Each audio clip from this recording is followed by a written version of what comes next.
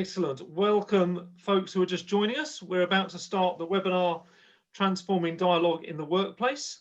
We'll be starting in about 2 minutes, 1 minute. Welcome, everybody.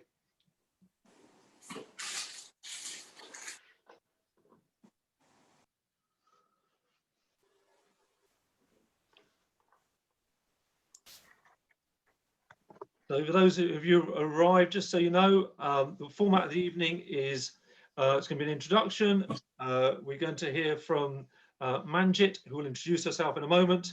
Then we'll have a bit more of some input and training. Then Steve and Faraz will be doing something, and then we'll have plenty of time for questions at the end. So please do use the chat to put questions up as we're going along. It's very much a chance for people to interact, to ask questions kind of as we proceed. So it's 7 o'clock, so we'll make a start because otherwise the time will run away with us.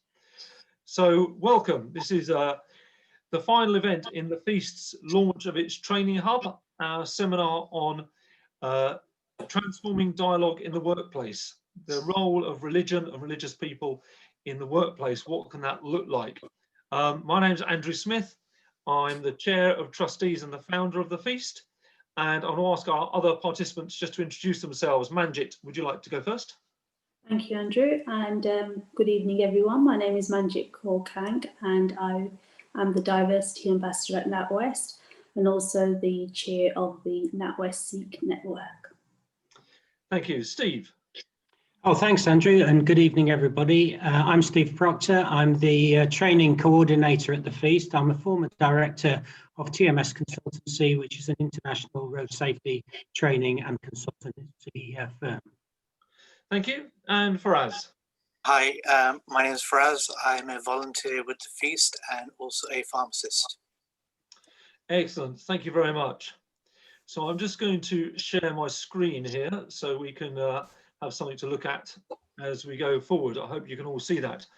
How to create an environment for positive dialogue in your workplace is what we're going to be thinking about this evening. And I wonder, when you think about religion in the workplace, what you think of, what your questions are. I see Michelle's raised a hand. Do you have a question immediately you need to put in, Michelle? Do put it in the chat and we can look at that. But I wonder what you think of when you think about religion in the workplace. Is it a problem? Perhaps you think of it as a bit of a minefield, a challenge, an opportunity perhaps, a possibility for new things. Or is it a black hole that you don't even want to go down, or a rabbit hole because you've no idea where it's going to lead? And once you go down there, who knows where you'll end up? But I think all those images are ones that I encounter when people think about religion in the workplace. And often it's not hugely positive. So we're hoping that we can start to change that this evening.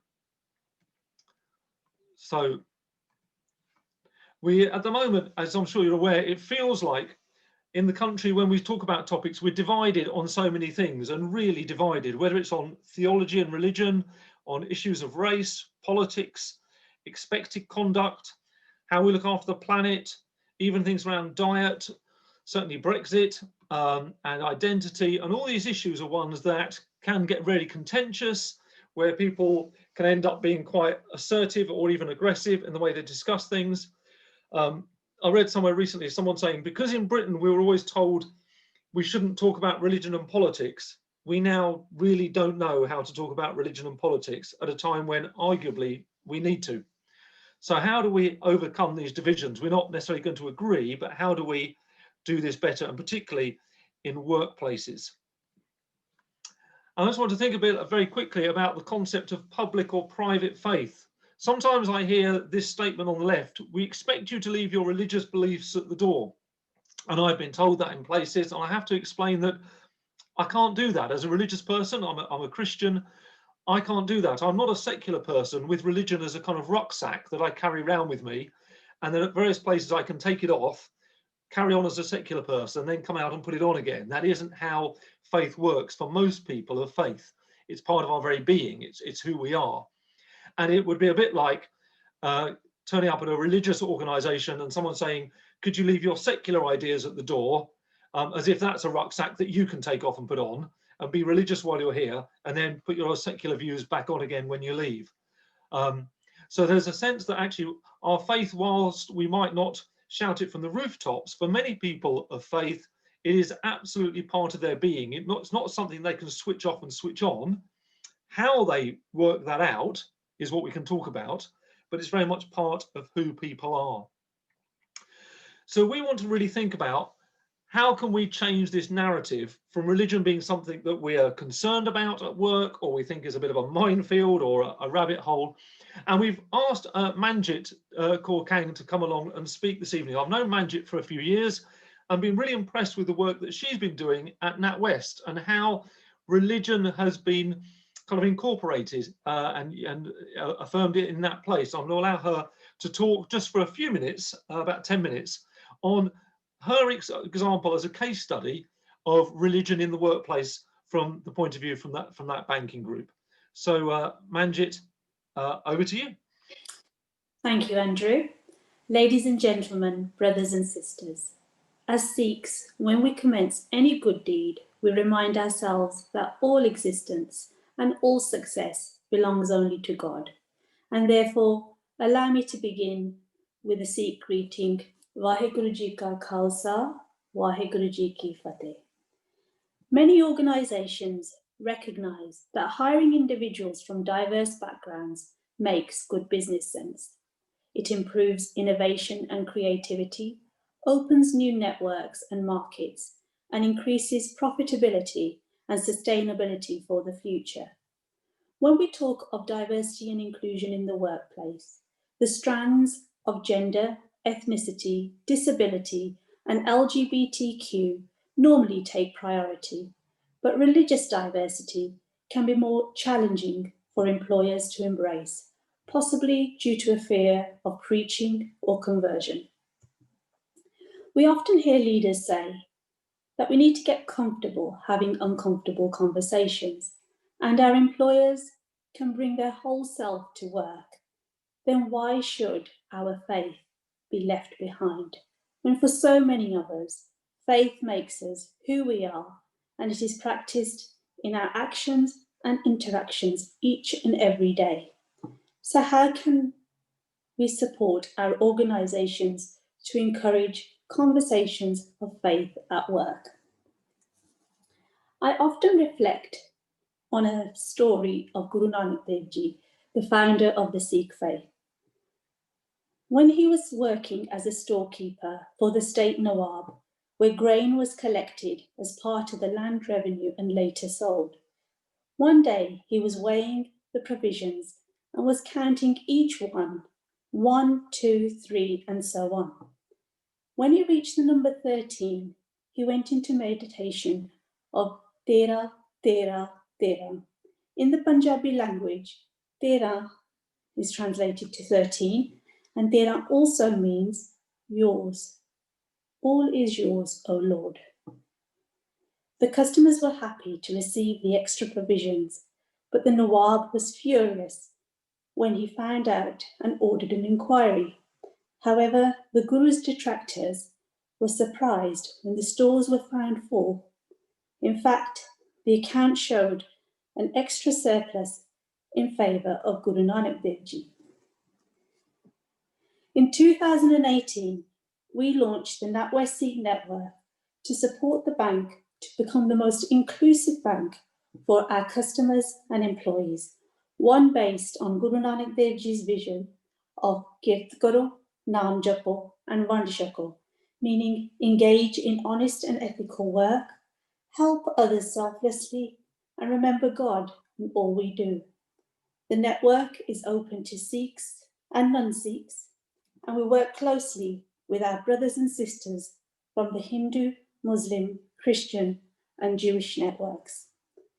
Our vision is to build a business based on purpose and not profit, where we champion potential and help businesses and communities thrive by creating an inclusive society that drives inclusive leadership for inclusive growth through the practice of servant leadership. Let me give you an example of servant leadership and faith in practice in the workplace. Last year, the Sikh community celebrated the 550th birth anniversary of Guru Nanak Dev Ji, and to mark the occasion, the Sikh network ran a social media campaign identifying 550 leaders across all faiths, all communities, and all sectors, and asked them to send their best wishes for this momentous occasion. These were not just leaders based on their title or position, but because of the servant leadership within their own workplace. All the messages have now been put into a book, and this will be displayed at the birthplace of Guru Nanak Dev Ji in Nankana Sahib in Pakistan, creating a legacy for future generations to inspire from. The book is what diversity and inclusion is all about. Regardless of gender, ethnicity, religion, class, colour or creed, ability or disability, there should be equality, inclusivity, fairness and respect for all. Of course, profit is important in business, but equally as important is servant leadership, where we are educating the mind, the heart, and the soul. Servant leadership is not about a title or a position. It's the ability to engage, to inspire, to take care of those in our care by having a servant heart, humility and selflessness, serving and developing others, consulting and involving others, inspiring and influencing others, modeling integrity and authenticity.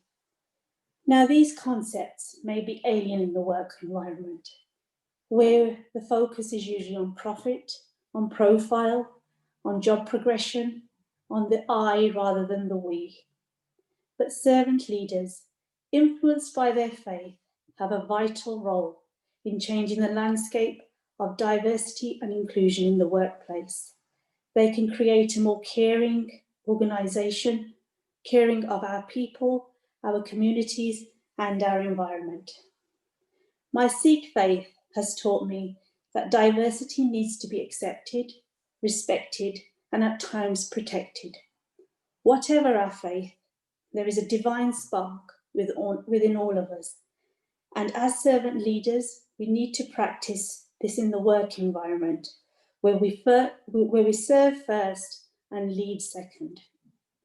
Therefore, my own view is, in order to let people bring their whole self to work, let them own their truth and create a space for them to share it, including their faith.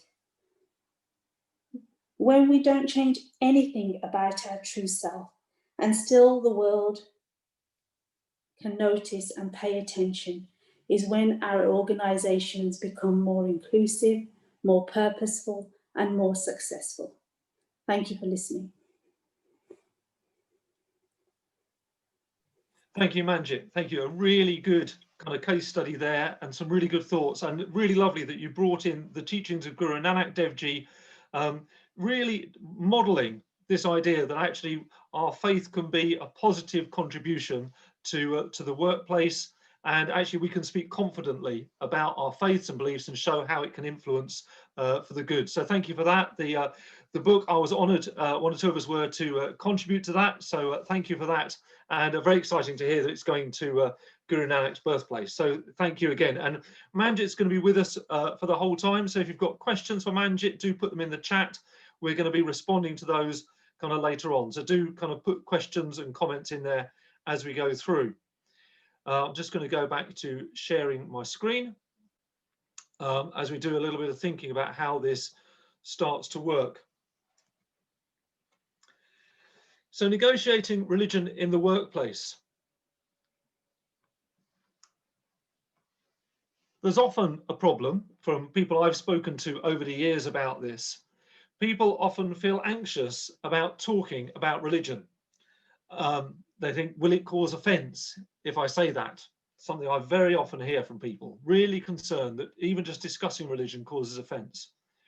Worried that if they talk about faith, they'll be accused of trying to convert people, or anxious that that's what their colleagues are actually trying to do. So a nervousness around what's people's agenda, why do they want to talk about faith? And some questions around what are people's rights regarding religious practice or dress, or what can be allowed, what can't be allowed. So some real anxiety about how we can do that, and can we talk about some of these issues without causing offence. And the solution I want to really focus on this evening is about how do we create the environment where people have the skills, attitude, and confidence to discuss religion, and to learn to see religion as a positive aspect of a person's identity that can creatively inform their attitude and practice. And that is very much what we've just seen modelled by Manjit, isn't it? That sense of her religion as a positive aspect that's making a creative contribution in the workplace. So how can we start to do this? And we're going to think about, what does dialogue look like? How do we have these conversations? And you may have seen this image before. People looking at something and having different perspectives, arguing over which view is right, what perspective is the correct one. And when we think about dialogue, we sometimes think about talking, but a friend of mine came up with this quote: dialogue is often understood in terms of, I just need to move this so I can see it, in terms of verbal engagement. But this is an extremely narrow view. Dialogue is first of all about an open attitude towards others. And that's in bold for good reason. An open attitude towards others. A disposition that seeks to reach out and to welcome people, including those who are different. Dialogue is a way of life. And so he's really taking this idea, this theme, that dialogue is not just the conversation, but it's something about our attitude, it's something about the way that we live, it's something about the culture that we bring into a workplace, or we create at a workplace. And then through CAICED, the Interfaith Centre in Vienna, and the work they do with the Scouts, they come up with another definition that really adds to this. Through dialogue, we come to discover and respect our deeper similarities and differences. Dialogue can also be a means to better identify the common grounds from which we can begin to prevent, as well as transform, tensions and conflicts. In continuing to dialogue, we strengthen our collaborations. And so we get there this move from the discovering similarities and differences, something about identifying common grounds to prevent and transform tensions. And we all know that in any workplace there can be tensions. But then also to strengthen our collaborations. Engaging religion in the workplace, as we heard from Manjit, isn't just about problem solving. It's not just about saying, how do we negotiate it when there's tensions? It's about saying, what positive contribution can this bring into our organization, into our business, into our situation? And so going back to this diagram, can we see it from someone else's perspective? That's one of the kind of keys to dialogue, isn't it? Can we start to see what the other person's thinking about, how they're seeing the world? And there's this kind of image here. I don't know what you see when you look at that image. Do you see a saxophone player, or do you see a lady's face? And when I say those words, perhaps that's what helps you see them if you can't see them. The saxophone player's on the left in the black color, and the lady's face is white. She's got black eyes and black lips. And those different perspectives are there. And at one level, dialogue's about trying to understand the other person's perspective, allowing them to describe the saxophone player, how they see it, why they see it, or why they see the lady's face and what she looks like. But there's something about negotiating religion in the workplace that's also about creating space for and understanding those people who go, but the saxophone player is the right one. I firmly believe the only real interpretation of this picture is the saxophone player. And although you think you can see a lady's face, personally, I think that's wrong. I think that's a false interpretation. I only believe in the saxophone player. And we encounter many people in the workplace, whether that's colleagues or clients or customers, who firmly believe that their religious or secular view is fundamentally correct and that other people's is wrong or misguided. And somehow we also have to make sure that we can have that dialogue and include those people in this culture of understanding, in this culture of collaboration. So whilst it's great to work with those people who can see both sides and appreciate both perspectives, of course, the challenge comes, or can often come, when we feel we're going to have to encounter this with people who believe there is only one interpretation, that one faith is the right one. And yet I want to suggest that that is inherently possible. So how do we create a culture of dialogue? And there's one more quote here. And someone once taught me that if you can't find the quote you want, just make it up yourself. So I did that this evening. So I've written this quote myself, and it builds on the ones we've read before. Dialogue is not just a conversation.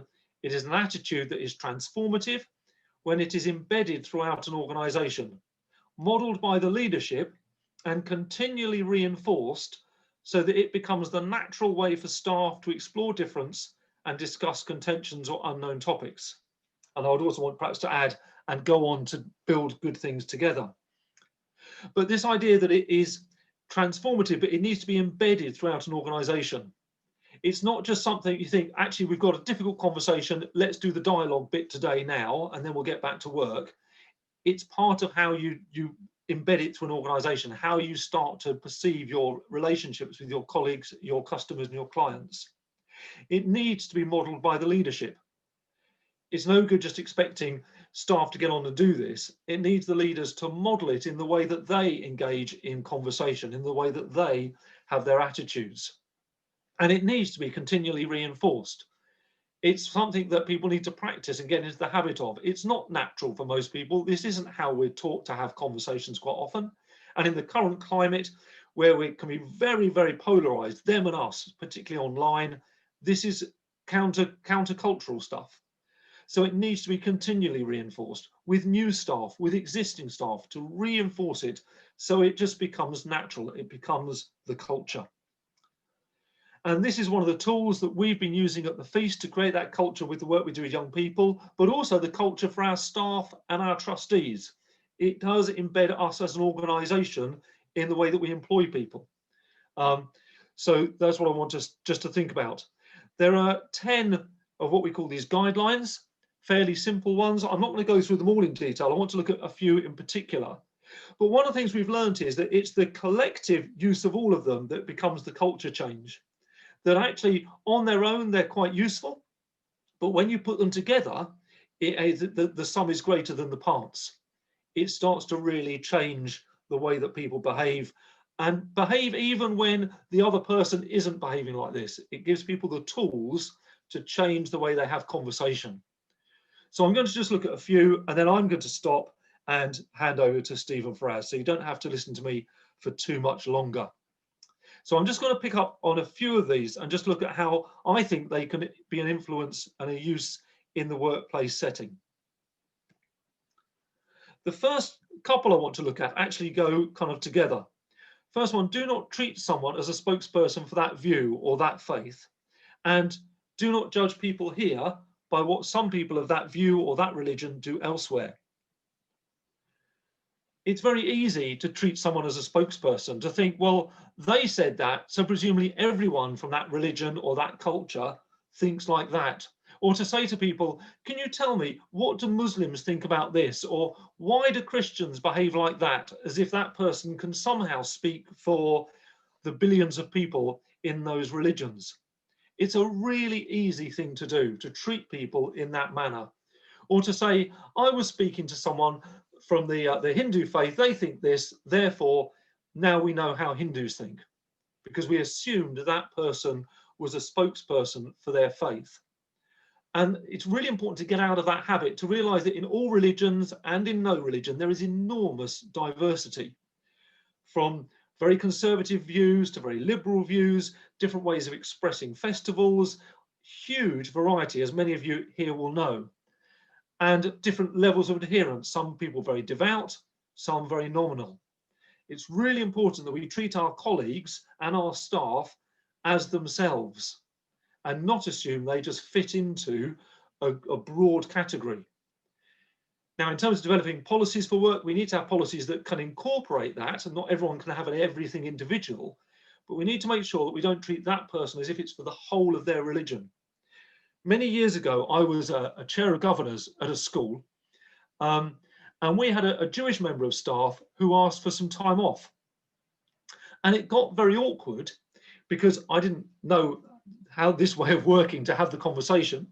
But also, when we looked at the guidance, clearly the guidance around which festivals Jewish people could take off was based on a more liberal reform version of Judaism. And the member of staff we had was from an Orthodox tradition, and there are different festivals that they celebrate that weren't included in the guidance. And so the guidance had been drawn up, having treated the people who drawn it up from the Jewish perspective as the spokespeople for the whole of Judaism, without considering, but what about other Jews who have a completely different view and want different festivals? And that caused tension. And if only I'd known this kind of way of working, to think, let's look at the breadth of this, to see that even these guidance that were drawn up are treating them as a spokesperson for the whole of that religion and not embracing the richness and diversity. And how do we then allow for some flexibility within the policy, or to relook at the policy and say, this is not fit for purpose? So don't treat someone as a spokesperson. And then don't judge people here by what some people of that view do elsewhere, or that religion do elsewhere. And sadly, I've heard people say to me, you know, Islamophobic things around all Muslims being terrorists, or those kind of things. Then that's kind of the extreme level. And that would be, you know, not allowed in most workplaces. But I also hear the kind of, oh yeah, in the last place I worked, we had some Buddhist friends and they did this, so presumably you'll do that now, won't you?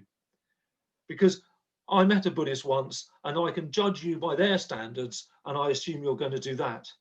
Oh, I met some Christians, they did this, so I know you're going to do that. I'm judging you by others that I've met from your religion without stopping to find out whether you agree with that, whether that's your tradition.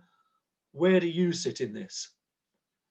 And obviously we need to do this at a kind of a macro level, when it's items in the news, things that are done, terrible things in the name of religion, not to then bring that in and say, well, we're blaming you for that, we assume you support that.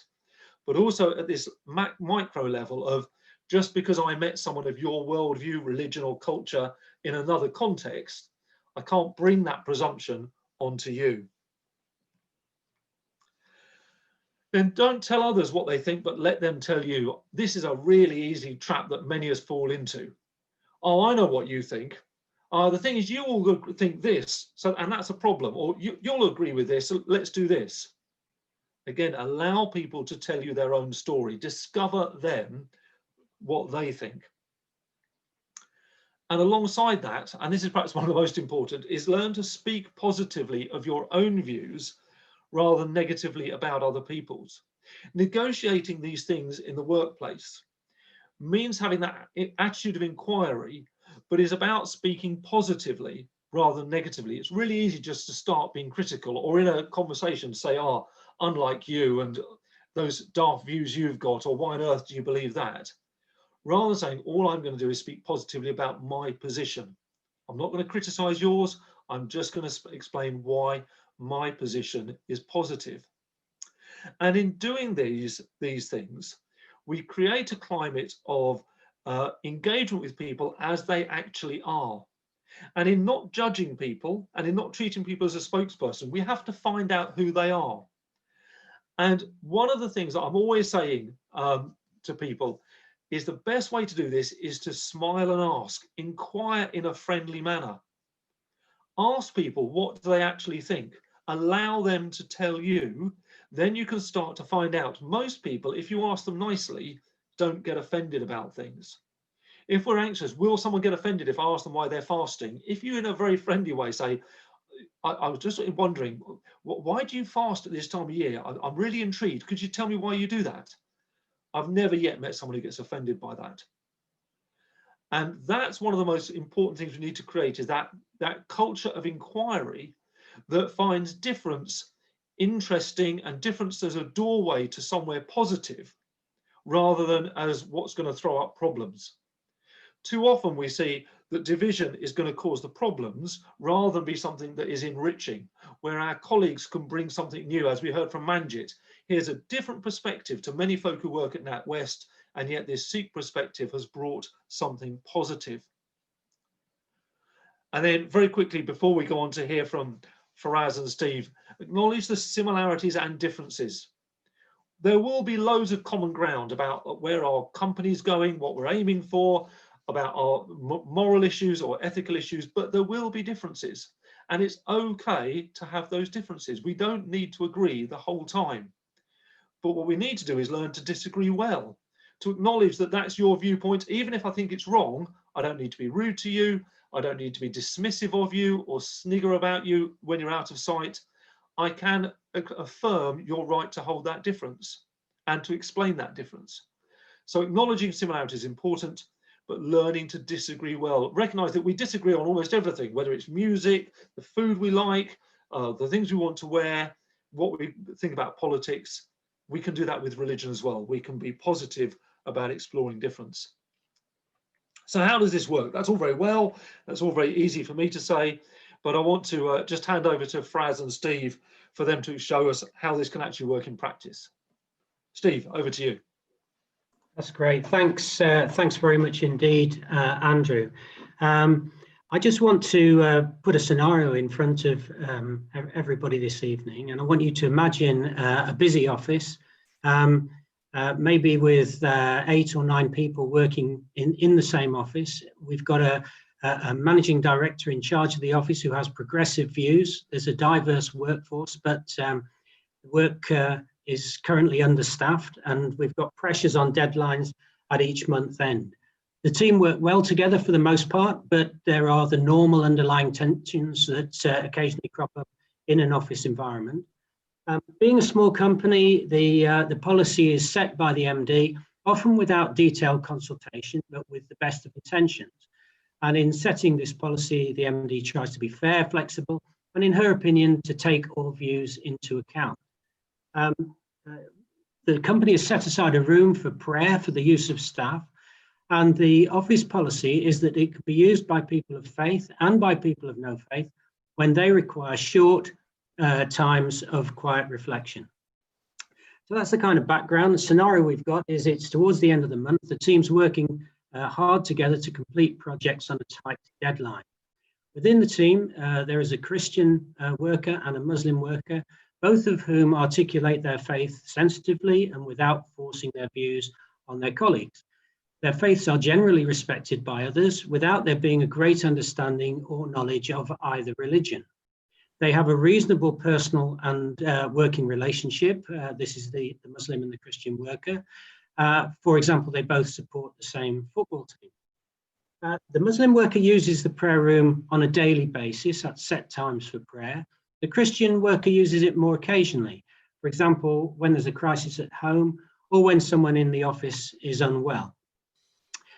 On this particular month end, the Christian is finding the project particularly daunting and feels that all members of the team should be putting in additional effort to meet the deadline.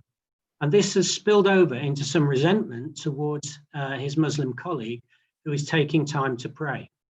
The Christian starts to think that his colleague is not putting enough effort into the team's work, leading in turn to him, the Christian, starting to backpedal a bit.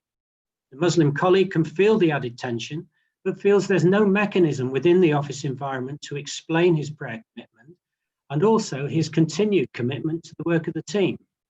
The tension in the team challenges their attempt to meet the deadline, and some of these issues filter back to the MD, who realizes now that she needs to intervene. So I'm now going to hand over to Faraz and ask him to continue the scenario.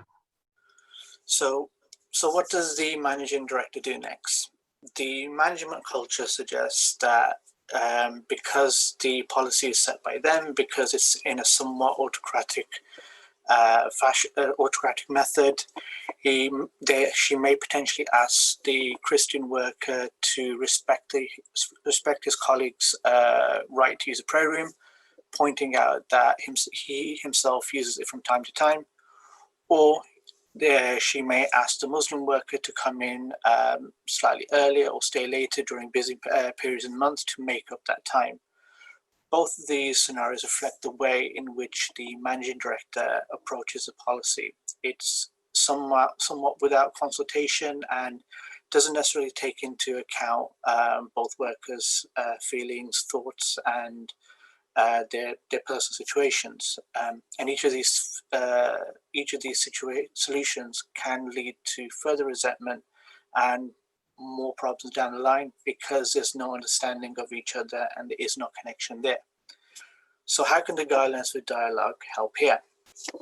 If the guidelines for dialogue were embedded in an organization's culture, they could form a basis for serious dialogue on the issues such as one outlined here. When setting up the prayer room, a consultation process with the staff team could have taken place initially on an exercise to adopt the guidelines for dialogue. This would involve a facilitated discussion around the guidelines, after which the staff would be asked to use them in a discussion about the possible pros and cons of having a prayer room or a space set aside, if other workers or people in the office wish to use it, maybe not for prayer. They could discuss in which way in such a facility would impact on the office life and work efficiency. In this particular situation, guidelines such as listen to what everyone has to say, speak positively of your own faith, acknowledge similarities and differences, be honest in what you say, respect other people even if you disagree with their views, could be very helpful in allowing people of faith and no faith to express how they feel about the importance of prayer or reflection or time away from the team to think things through, and so on. An understanding of the need for space away from the office might lead to use of the room by various staff members in a more open way, with different needs for the room understood more widely. This could lead to a greater dialogue generally over both religious and other issues, especially if the individuals set the tone themselves. Dialogue like this can also remove the fear of asking what are often more thought as difficult questions. Embedding the guidelines for dialogue could lead to a greater acceptance of time away, even at busier times. It could lead to a lowering of tension, improve efficiency, and a greater sense of team togetherness, and forge greater bonds between colleagues. Thank you. Thank you very much, Faraz. And Andrew, we'll hand back to you now. Thank you. Brilliant. Thanks, Steve. Thanks, guys. Really, really helpful kind of way to reflect on that. And a good scenario there for us to be thinking about. Because this is the kind of where the rubber hits the road. How does it actually work in practice? Many years ago, when we were getting the feast going and we were employing people of different faiths, the question about time for prayer and religious festivals came up. And we thought carefully about how are we going to create an environment that gives equality for everybody and everyone feels able to participate when people have different needs. Some people want time for prayer and personal prayer. Some people, different numbers of religious festivals. So we came up in consultation with the staff with an idea that we would give everybody an hour a week for prayer. And they could pray in the office. They could go to a church or a mosque to pray. We had only Christian and Muslim staff at that time, but we wanted to create it so in the future, if we had people of different faiths, they could do that. And we said if people of no faith come and they wanted to use it as a time of quiet reflection or study, they could use it for that time. And then we would give people all the statutory holidays, which are obviously focused around the Christian festivals. But then each member of staff would get, I think it's 2 days a year for religious observance. And all they had to do was put in a thing to say which days they were going to be. But it had to be but we wouldn't dictate which religious festival it was or how it was used, but it had to be used for that. It wasn't shopping ready for a religious festival. It had to be something to do with that. Or again, if it's a person of no faith, if they wanted to spend a day in a quiet retreat or something, that would also count. But trying to say, how do we use these kind of guidelines to create that kind of environment to look at these things. So trying to see how we can actually make this work. And Faraz and Steve just picked up on one or two of these other guidelines there that we've got. One is about being honest in what you say. I think it's really important, this level of honesty. How do we actually feel about this? What's actually the problem here? How do we start to learn to be able to be honest with each other? Not forcing people to agree with your views, allowing people to be different. And whilst going back to the image of the picture, we might think, well, there's a saxophone player or a woman's face. We're not going to force you to agree. Some people, as I say, are very relaxed at seeing both images. Some people want to say, but I still hold on to that mine's right. And allowing that to happen, even though we say, but you can't force people to agree with that. We have to allow that difference in the workplace. And the importance of real listening. And that's just come out in that case study, isn't it? The importance of really listening to what people are saying. And then finally, respecting people even if you disagree with their views. And this can be really challenging, but that sense of actually treating people as good colleagues or good customers or good clients, even if we disagree with their views, we have to get on with each other. We've still got to work together. We've still got to create a good environment. We've got to get the job done. So actually we need to find a way of saying, I'm still going to treat you in a good way, even though I disagree with the views that you've got. And then just finally there, make an effort to get along with everyone, regardless of their faith, gender, ethnicity, ability, or age, or sexuality. That sense of we've got to be a team in this. So this can't trump everything else. We can't say, well, this religious perspective has got to get away with everything else. And that's why, going back to the slide before, wanted to say they go together. It's not about taking one and say, well, I'm going to be honest and just tell you what's what.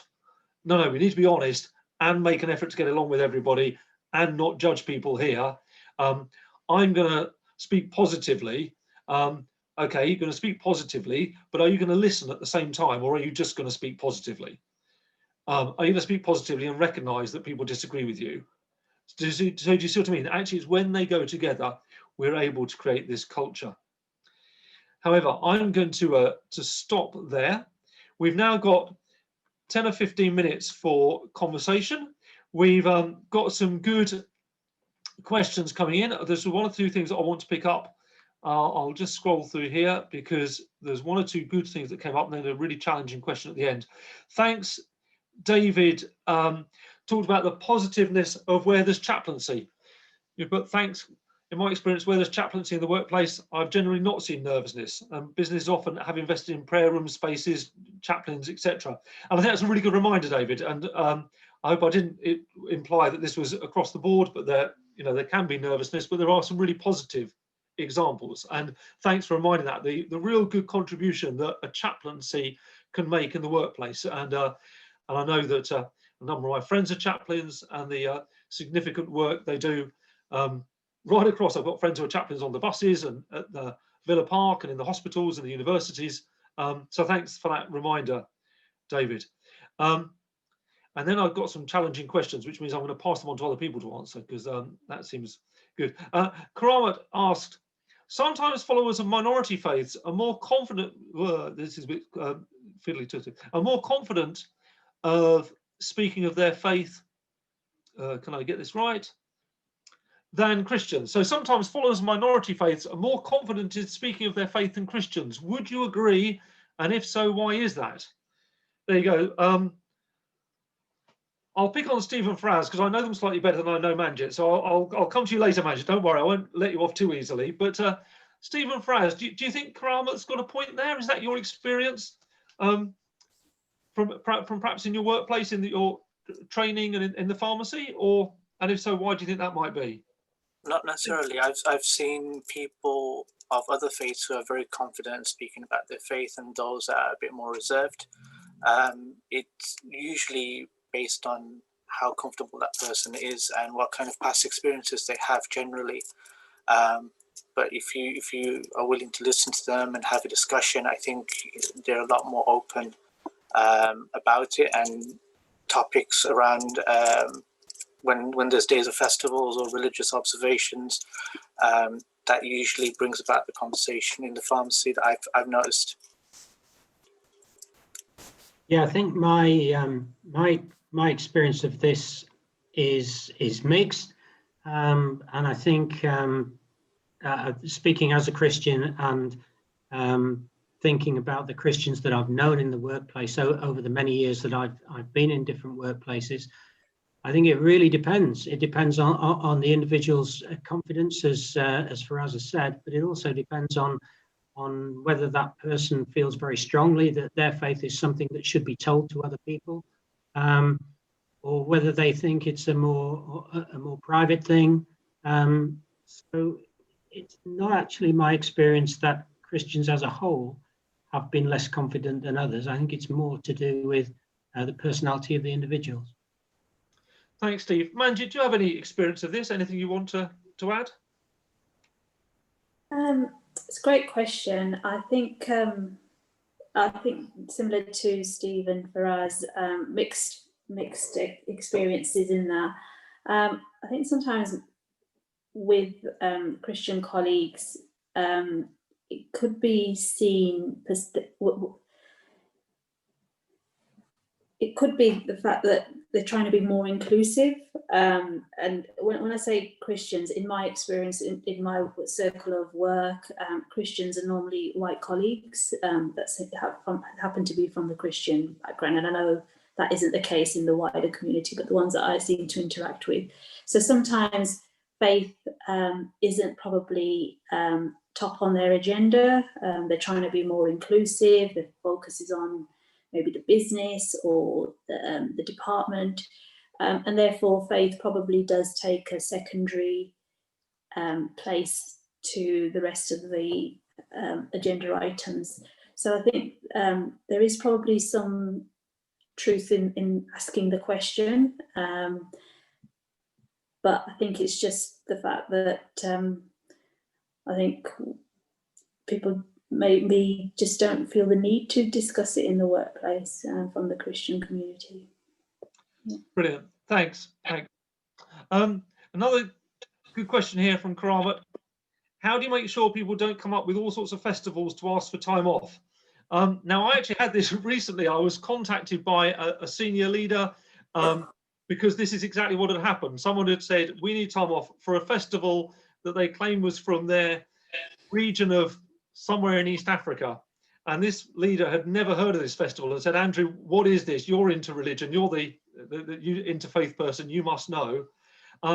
Fortunately, these days we have Google. So the first thing I did was think, well, I've never heard of that festival, but hey, I've not heard of everything. And so I spent a bit of time digging around, trying to find anything about that festival and could find nothing. So I went back to them and said, if it is a religious festival, it's from such a minority faith that I can't find any reference to it anywhere. What I would do is I would ask them to explain to you what the festival is and where can we learn more about it, because we'd love to learn about this festival. Sounds really exciting. Tell us about it. They never got an answer from that member of staff again. So actually, essentially what we did is we said, yeah, fine, if it's a festival not heard of, we can find allowance for that, but it's got to be a legitimate festival. There's got to be some reference to it somewhere. It can't just be something I've made up. So that was how we literally handled that a few months ago. Can I just come in on that point, Andrew? Sorry. So one thing that we've got at NatWest, we have an inclusion calendar, which includes all faiths and all festivals, including some of the minority faith groups as well. So that seems to work well for many leaders, and there will still be festivals that aren't included within that. So it's always good to actually have some kind of inclusion calendar in the workplace, which can be helpful as well. Yeah, and someone's just put here, there used to be the SHAP calendar of festivals. That's, I think, it doesn't exist anymore. Again, the Interfaith Network UK, they have a really good online calendar of religious festivals. You can Google that and get things for almost every day of the year. But again, these days, of course, if you search for religious festivals for this year, you'll drown in them at that point. So it's a matter of then slimming down which ones you're going to look to. And one of the things that I've learned is to talk to the people and say, I've found 74 Christian saints' days and festivals clearly we can't have time off for all of them as much as we might like that. Which are the really key ones we're going to need to do? In Hinduism, I found hundreds, or in Sikhs, there's always, every month, there's a really good thing to celebrate in Sikhi. Which are the really key ones that actually the majority of Sikhs are going to want to use? And have the conversation, listen, do all those things around allowing the people to tell their story. And then maybe check that out with one or two other folk if possible and say, is that right? Are there any that we've missed? So, and Michelle's put up a good question here. And again, I'll turn to you to see what you think of this. How do you ensure that people don't abuse the allowance? I think I like that question. I like the previous question as well. And I think I wouldn't disagree with anything that Manjit or you've said, Andrew, on that. But I think there's another perspective as well. And that is, I speak from the perspective of having run a small business with up to 30 members of staff. And I think in a situation like that, you can be more flexible and you can be more, maybe less prescriptive, if you like. To a certain extent, both of the questions assume that there might be a problem, that there may already be tension and conflict around these issues. I think in the scenario that you described back in the presentation, that you allow 2 days or 3 days a year for people to take for festivals, certainly in a small organization, you wouldn't necessarily need to check them out. On the basis that you decided, or as a company or as a group of people, you decided that people could have time off to reflect, to do things away from the company that would be enhancing both for themselves and the company. I, as the MD of that company, wouldn't have been too worried about what they were actually doing. In the same way that a lot of companies these days allow a number of days off for people to do charitable work. I wouldn't be too worried about what they were actually doing. I'd want to talk to them when they came back about their experience, and maybe you'd have a commitment from people that they made a small presentation or put something around on an email list to tell people what they'd done and what they'd learned. But I think certainly in a small organization, you can be more flexible about it. Excellent. Manjit or Fraz, do you have anything you want to add at that point? No, I think Steve and yourself covered everything that would have contributed. Yeah, I think we employ people, and there has to be an element of trust there as well. So if they are saying they're taking a day off for X festival, I think that we just need to sometimes let it be as well. Obviously, if there's a trend, with sickness, there's always a policy. If they're coming to the line manager with various requests, there would be policies in place, and maybe that needs to be addressed differently under a different process. But I think there needs to be just that element of trust with our workforce. Just like with any kind of well-being, there's a huge focus on mental health in the workplace. So the spiritual well-being is equally as important. So yeah, that's just what I wanted to add on that. Excellent. And in fact, while you're there, Manjit, we have a question for you. Did you face any resistance to your work at NatWest? Setting up the Sikh network, the things you've done, have you faced any resistance? I think we always get great support from the leadership. And they absolutely love the network. They're always there to support. They can't do enough. They want to know how they can get more involved. I gave the example of the book. A number of NatWest leaders went away, researched who Guru Nanak Dev Ji was, what his message was, and actually came up with a message of their own. Sometimes I think the resistance comes from within the Sikh community itself, as to, are we too strict with our Sikhi? Are we too lenient with it? Trying to strike the right balance. So I think that's probably where some of the challenges do come from. We have great external support with the network, which is absolutely brilliant. Some great stakeholders, and they're not just Sikhs, like Andrew, Carolyn, Steve, and Faraz as well. So yeah, we have some wonderful champions of our work, which is wonderful. yeah, but I think the challenges probably come from within. Yeah. Thank you. And David's just put an interesting comment, lots of good comments actually, thanks David, but links with health and safety teams so that staff are not asked to work in very hot situations, especially if they're fasting. So yeah, meeting not aware of what fasting means, the knock on the outcomes. So yeah, there's some issues there around fasting, and something there, I think what's really important, David, is understanding who might be fasting and when, because a number of people, would be very aware of Ramadan, but actually other folk fast at different times. And some of my Muslim friends fast 1 day a week. One of my Hindu friends fasts every Saturday. And some of my Christian friends fast at different times. I think, as far as there isn't a tradition of fasting, particularly within Sikhi, I don't think, is there, Manjit? No. So, but certainly within other faiths, but could be for all sorts of different times. And so I think finding out from staff or finding out a way of having that discussion is really important. So thanks for highlighting that, David, because it does create those issues. We're heading towards the end of our time. If there's any more questions or comments, please do pop them up quick on the chat. We've had some really good contributions, really good comments, so thank you for those. If there's any last ones you want to put up, please do.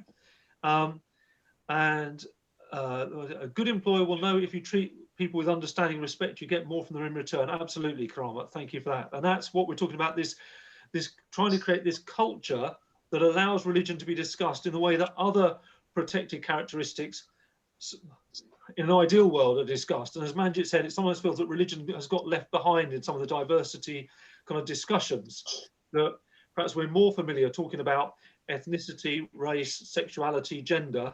And what we're trying to do through this webinar, and we're going to be hopefully doing some more, is bring religion a bit up the agenda. And whilst, as David's reminded us, through chaplaincy, for some it's very high up the agenda, for other businesses, for other organisations, it's still something where they tread cautiously. So that's what I want to do. So what I'm going to do is just ask our panellists if there's any final kind of comments, final thoughts you want to give before we conclude, and then we'll just we'll start to wrap up. But Faraz, do you have any final comments that you'd? I think embedding the guidelines for dialogue in a workplace can be quite great. I myself have used it in conversations with colleagues and other staff members in the pharmacy. Initially, they didn't quite know that I was. When I explained to them what I was doing and the kind of approach I had, it did have much more of a, I don't know how to explain this. It had a much more positive impact on them as to conversations that they've had in the past with previous people who are their managers or line managers. They felt a lot more valued, a lot more heard, and they were much happier with the outcome. And I've definitely seen this in practice. Brilliant, thank you. Steve, do you have anything you want to say? Yes, just briefly, I think the point that you made halfway through the presentation about continually reinforcing this, it's not something that you can do as a one-off. It's not necessarily intuitive for all of us to behave like this. So it's something that we can learn to do, but we have to keep practicing. And as Faraz says, it must be embedded, or it should be embedded, but we need to keep working at it. Thank you. And Manjit, any final thoughts or comments you'd like to? Yeah, just one thing to add. I think it's important to remember that no one cares how much we know until they know how much we care, and all our employees want really is to be respected, recognised and understood. So it's important that we let them create their own space and own their own truth, and faith is actually a part of that truth as well. Brilliant, thank you.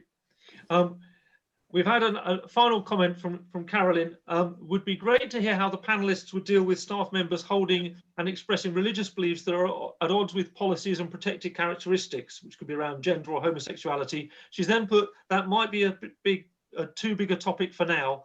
With 1.5 minutes to go, I'm inclined to say, yes, it is. It's a really important question, but I think that's one for a webinar in its own right, actually. I think, how do we take this idea, this culture, into a separate webinar, because into those really contentious issues where actually people are saying, but I really don't think that, or expressing views that actually sit against policy. So that's something we'll pick up another day, and we'll let you know when that's going to be. But we're hoping to continue a series of webinars, particularly around the workplace, and how we can really start to bring religion kind of up the agenda for those places where it's still something that people are anxious about. So thanks again to all our contributors, to Faraz, to Manjit, to Steve. Thank you to Carolyn, who's been doing the behind the scenes tech stuff.